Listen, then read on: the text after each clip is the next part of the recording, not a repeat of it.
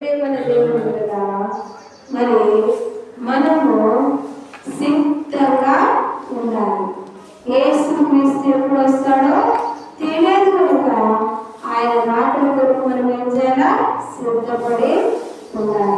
మరి సిద్ధపడదామా? ఇప్పటి నుంచైనా దేని కొరకు సిద్ధపడదాం? యేసును ఎదుర్కొనడానికి సిద్ధపడాలి. యేసుక్రీస్తు పెళ్లి కుమారుడుగా రావాలంటున్నాడు. మనము సంఘము వధువై